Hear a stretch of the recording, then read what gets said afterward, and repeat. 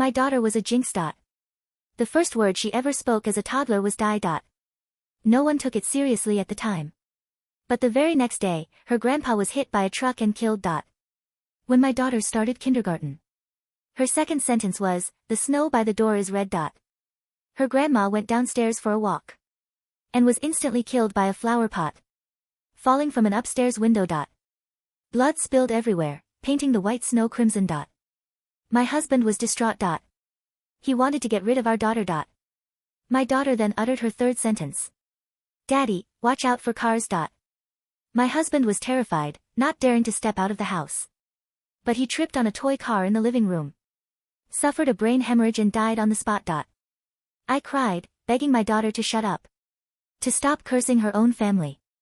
But her expression remained cold, devoid of any remorse. "Mommy, don't go near fire." I completely broke down on Christmas Eve. I climbed onto the rooftop. I didn't want to burn to death, so I chose my own way to die. But as I jumped, someone below was setting off fireworks. The brilliant fireworks exploded, hitting me, and I plummeted to my death. Amidst the shocked screams of onlookers, my daughter stood on the rooftop watching me, her face utterly expressionless.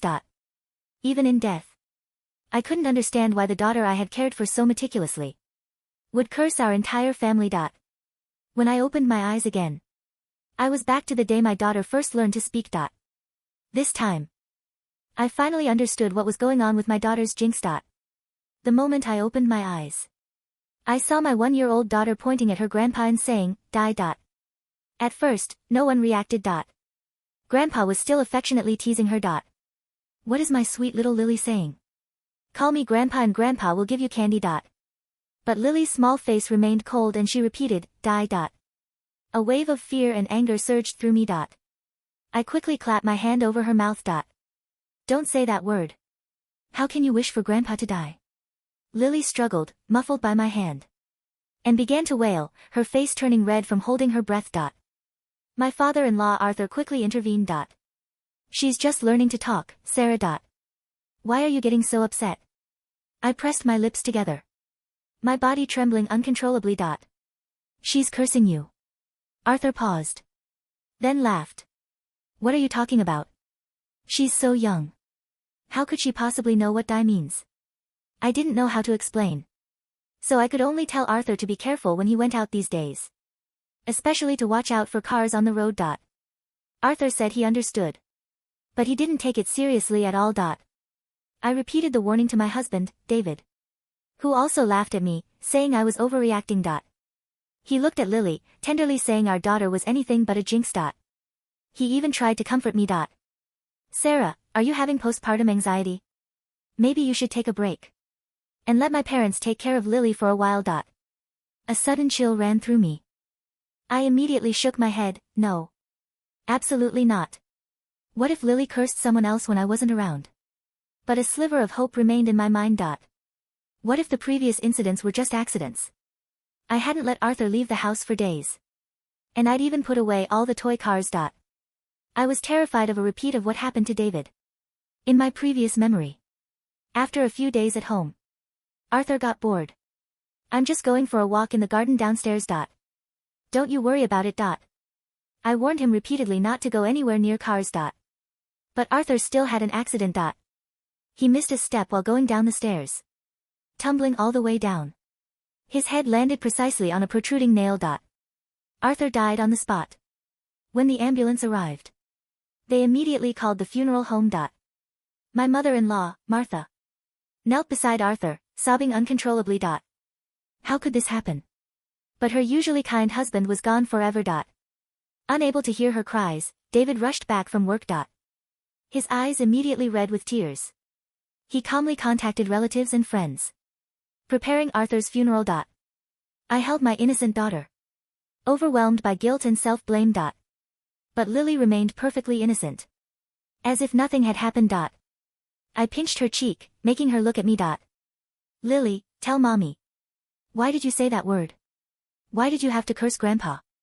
But my daughter couldn't answer. She cried even harder, distressed by my grip on her face. David heard her cries and quickly took her from me. He frowned, glaring at me. This was just an accident. It has nothing to do with Lily. My nose stung. How I wished it had nothing to do with my daughter. But Arthur was dead. From then on, I stopped talking to my daughter. And forbade everyone else from speaking to her. David incomprehensibly asked if I was having a mental breakdown. And Martha held Lily, condemning me. Sarah, Arthur's death was just an accident. How can you blame a child? Lily played with her plush toy, flashing me an innocent smile. But I couldn't help but shiver. I didn't know how to avoid my daughter's curses. So I could only warn my family members again and again. For these past few years, things had been quiet. And I had almost forgotten about the curse. Until that day. My daughter watched TV and spoke her second sentence. The snow by the door is red. My heart pounded. I immediately rushed downstairs and swept the snow by the door clean. Now let's see how that curse can possibly come true.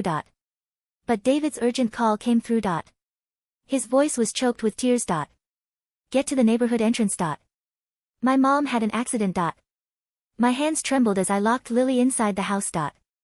When I sprinted to the entrance, I found Martha lying on the ground covered in blood.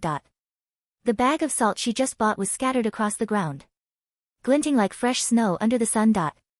My daughter's curse had come true again. Martha had been hit and killed by a car that ran a red light. But I was beyond caring about the driver's apologies. I couldn't let my daughter curse any more family members. I clutched the item in my pocket and turned back home. Lily sat like a statue watching TV. When she heard me call her name, she rigidly turned her head. Your grandma is dead. Don't you have anything to say? My daughter shook her head, neither crying nor making a fuss. But all I felt was a chill. Martha had lovingly raised her. And now the old woman was dead. And Lily felt nothing. I furiously grabbed her shoulders and demanded. What exactly do you want? Why do you have to curse your own family? Lily pouted, then started to cry. Mommy, you're hurting me. I froze for a moment, then released her. It was then that I felt a flicker of humanity from my daughter. Otherwise, I would have thought she truly was a demon come to claim our lives. Lily, promise me you'll never curse your family again. Okay. But Lily's gaze went past me. Looking behind me, David, his face pale and drawn from taking Martha to the funeral home, walked in. My daughter spoke again. Daddy, you also need to watch out for cars. I gasped, then became furious. I slapped her across the face. Why do you have to curse our family? Are you trying to kill Daddy and Mommy? Lily had never been hit by me before. She immediately covered her face and wailed uncontrollably. David was heartbroken. He scooped Lily up and roared at me. Sarah, can you please make things easier for me? What can a small child possibly do? A lump formed in my throat. Fine, if you don't believe me. Then don't take it seriously. David grabbed a few clothes, preparing to drive out and buy a burial plot. But as he headed to the garage, I regretted it. Now that Arthur and Martha were gone, I didn't want David to die, too. David must still have been angry. He didn't answer my calls at all. I called for half an hour before finally getting through. David's terrified voice came from the other end. I was wrong. Our daughter really is a jinx.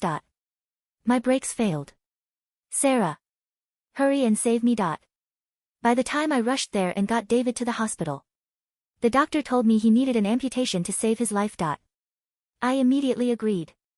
As long as he was alive. That's all that mattered. But Lily showed no emotion when she saw her dad lying in the hospital bed. Her coldness even chilled David to the bone. I blamed her in my heart, thinking this child was selfish. Only caring about herself. Only crying for herself. I even secretly found a child psychologist for Lily. The doctor, however, said Lily was fine and that we should simply interact with her less. Even doctors couldn't find anything wrong. So I thought of the occult. But all the psychics I consulted looked terrified of Lily, saying they couldn't help. After much deliberation, I decided to put that thing into Lily's water cup. That night, Lily indeed cried out in pain. I listened from the next room, tears streaming down my face with heartache. But I knew I had to do this. Otherwise next time it might be me who died. The next morning, I opened the door to Lily's room. The walls were covered with her scratch marks. She was scratching her own neck like a trapped animal. Her eyes red, staring at me with hatred. I cried and hugged her. Forgive, Mommy. Mommy didn't want to do this. After I gave her the silencing concoction, my daughter became mute. We had gone from a happy family to this. But this was still much better than everyone dying. As in my previous memory, I worked diligently, wanting to take care of everyone in the family. But ever since David became disabled, his personality had grown strange. Every time I came home from work, I'd see his sullen face. If the food I cooked wasn't to his liking, he'd suddenly throw the utensils. Sarah, let's get a divorce. I was stunned for a long time. Then frantically asked if I had done something wrong. He pointed at Lily and me, cursing. If it weren't for you two, my parents wouldn't be dead and I wouldn't be a cripple.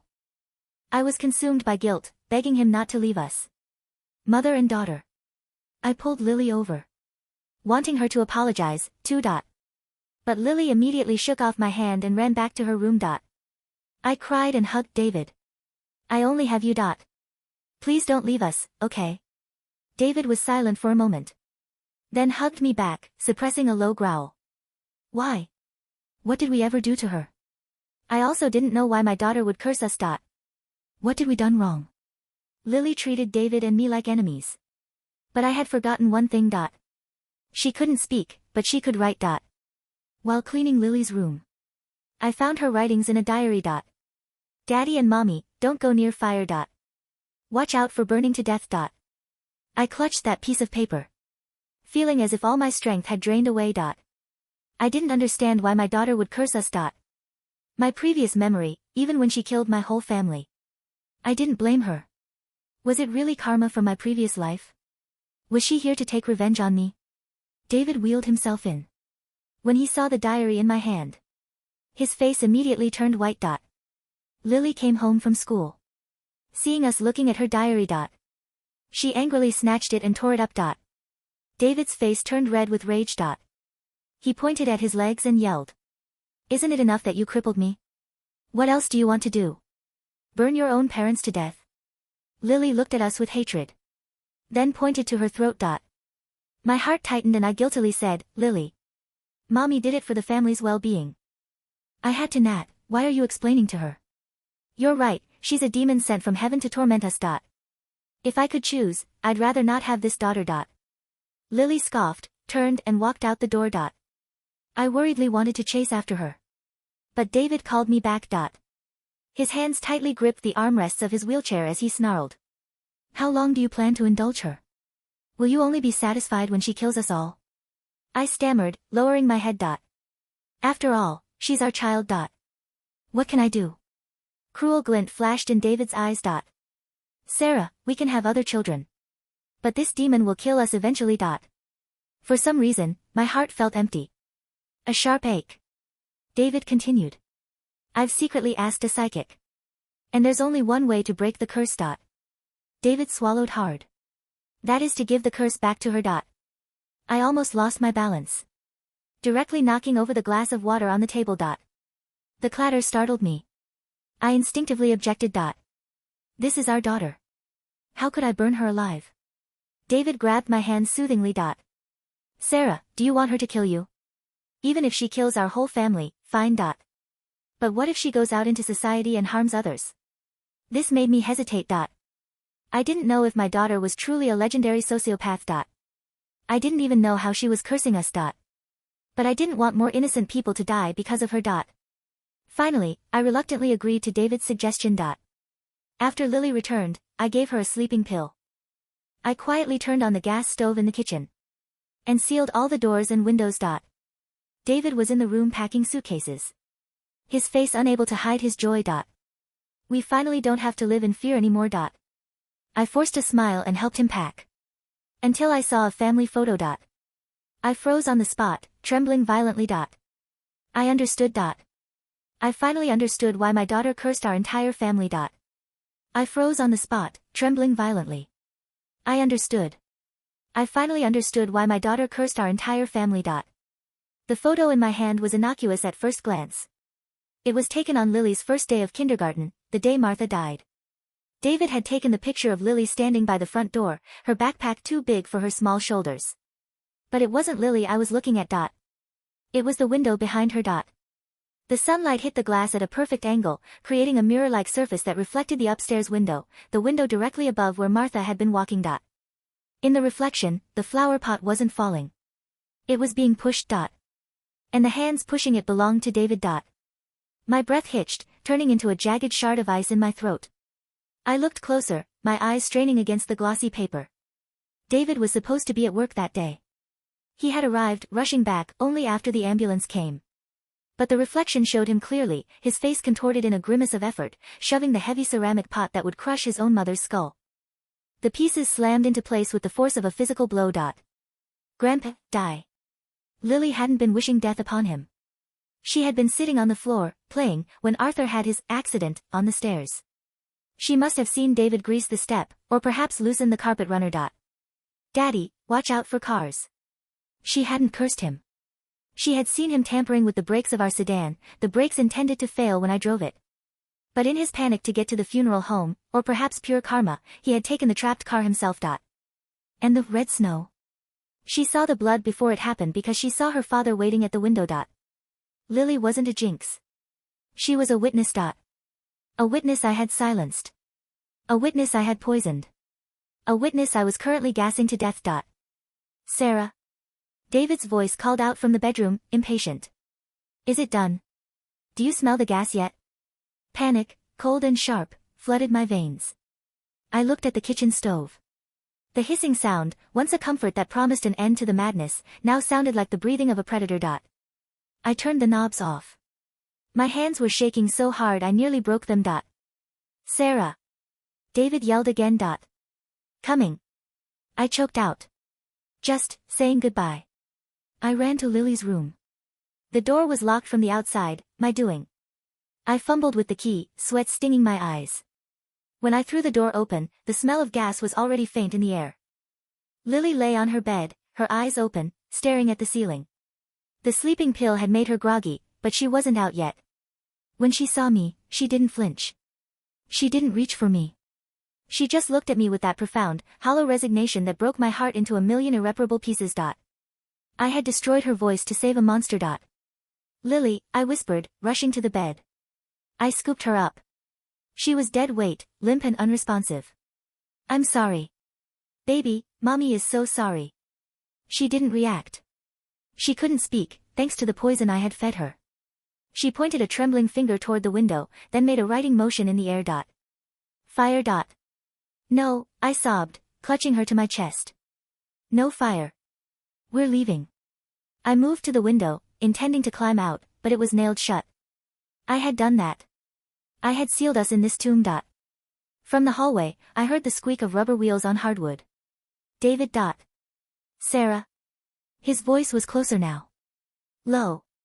Suspicious. Why did the hissing stop? I put Lily down in the corner of the room, behind the heavy oak wardrobe, and grabbed a pair of scissors from her craft table. I stepped into the hallway, pulling the door partially closed behind me. David was there in his wheelchair. The hallway was dim, but I could see the silhouette of his upper body. He was strong, terrifyingly strong from years of lifting his own body weight after the amputation. I got cold feet, I lied, my voice trembling. I can't do it, David. She's our daughter.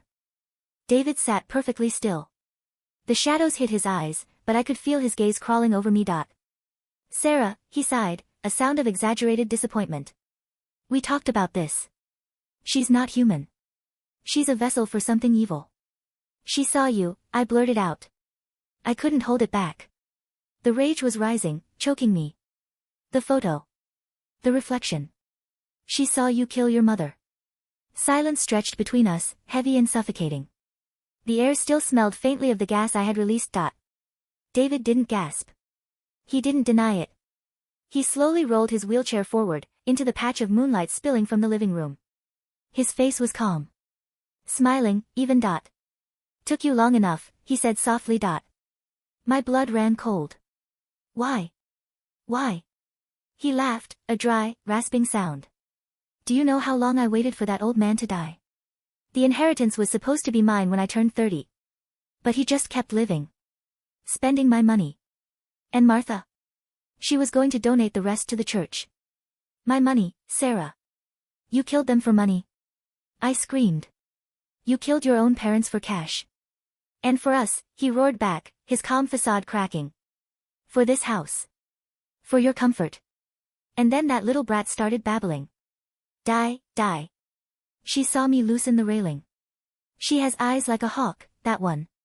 I thought she was just a stupid kid, but then she saw me at the window with the flower pot. He rolled closer. I had to get rid of her, Sarah. But you were so protective. So I thought, why not let the curse take care of it? If she's a jinx, then accidents happen, right? The brakes, I whispered. You cut them. Intended for you, he admitted casually. I was going to be the grieving widower with a tragic daughter. But I was in a rush. I forgot. Karma, I suppose. He slapped his stumps. Cost me my legs. But it gave me the perfect excuse to pressure you. A crippled father, a crazy daughter, who would blame the mother for snapping and turning on the gas? He pulled a lighter from his pocket. The silver metal glinted in the dark. The gas is off, David, I said, gripping the scissors behind my back. There's enough lingering in the kitchen to make a pop, he sneered. And this house is old wood. It'll burn fast. He flicked the lighter. No. I lunged at him. I wasn't a fighter. I was a mother who had failed her child, fueled by guilt and desperation. I tackled him, knocking the wheelchair backward. The lighter flew from his hand, skittering across the floorboards, but it remained lit. David roared, his powerful arms wrapping around my neck. He smelled of sweat and old rage. He squeezed, cutting off my air. You stupid bitch, he gritted out against my ear. We could have been free. I stabbed blindly with the scissors. The blades sank into his shoulder. He howled, his grip loosening just enough for me to gasp for air. I scrambled away, crawling toward the lighter.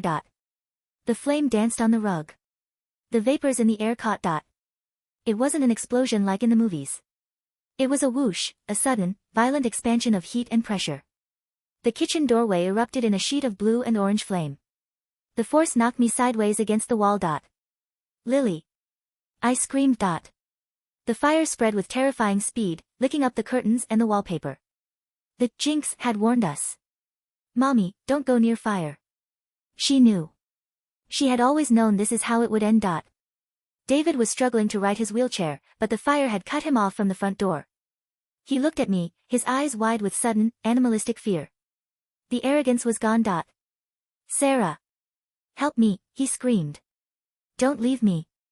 I looked at him, the man I had loved, the man who had murdered his parents and tried to murder our child. I turned my back on him. I ran into Lily's room. The smoke was already curling under the door. Lily was off the bed, huddled in the corner, clutching her diary. She looked up at me, tears streaming down her face, her mouth opening in a silent scream. Come on. I grabbed her, wrapping a blanket around her head. The hallway was impassable. The stairs were a chimney of fire. There was no way down. The roof, I coughed. We have to go to the roof. It was a cruel irony. In my memory of the future, I had jumped from the roof to escape the fire. Now, it was our only hope. I dragged a chair to the attic hatch in the hallway ceiling, praying the fire hadn't reached the rafters yet. I pushed the hatch open. Smoke billowed down, but no fire. I hoisted Lily up, her small hands gripping the frame, pulling herself with surprising strength. I scrambled up after her, kicking the chair away just as David's screams from the living room turned into a high-pitched, agonizing wail that was abruptly cut short by the roar of the collapsing ceiling. We scrambled out onto the shingles. The winter air was biting cold, a sharp contrast to the furnace beneath us. The night sky was indifferent, scattered with stars. Below, the neighbors were gathering. Sirens wailed in the distance, a mournful, rising sound. We sat on the peak of the roof, clutching each other. The heat from below warmed the shingles, terrified warmth. Lily pulled the blanket off her head. She looked at me. Her throat was scarred from the caustic mixture I had forced her to drink, the vocal cords damaged, perhaps permanently. She opened her diary to a fresh page. Her hand shook, but she wrote clearly. Is the bad man gone? I read the words, sobbing uncontrollably. Yes, baby. He's gone. He can't hurt us anymore. She looked at the fire consuming our home, watching the sparks fly up into the night like reverse snow. She didn't look like a demon. She didn't look like a jinx. She looked like a little girl who had carried the weight of 3 murders on her shoulders, alone, unable to make the adults listen. I hugged her, rocking her back and forth. I'm so sorry, Lily. I'm so sorry I took your voice. I'm so sorry I didn't believe you. She pulled away gently and wrote again. It's okay. You listened this time. 2 years later. The recovery was grueling. The police investigation was complex. They found the tampering on the car brakes. David's fingerprints were preserved on the tools found in the unburned garage. They found the insurance policies.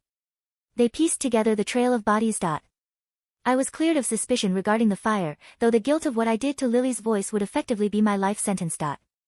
We moved to a small town by the coast, far away from the snow and the memories of red blood on white ground.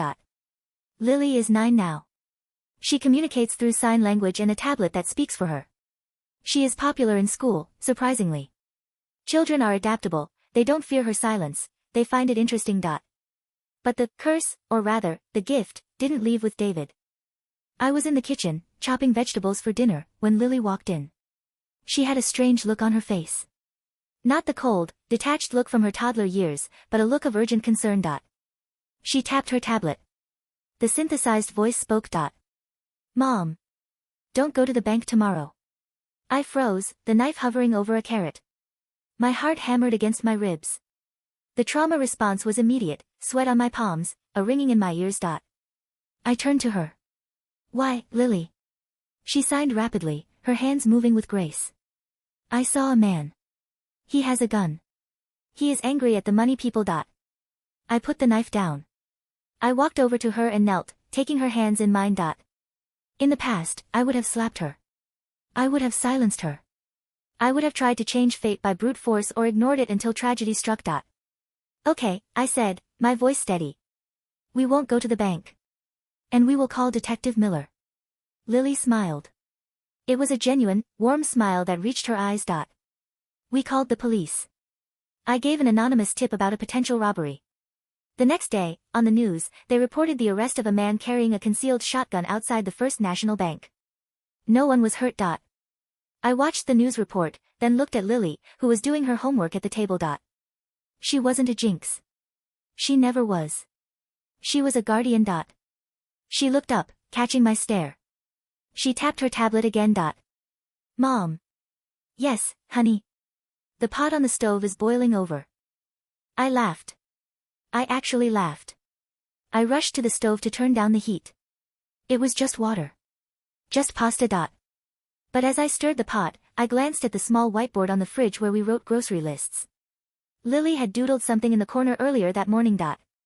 It was a picture of me, old and gray, sitting in a rocking chair on a porch, holding hands with a grown-up Lily. The sun was shining. Underneath, she had written one word. Life. For the first time in forever, I wasn't afraid of tomorrow.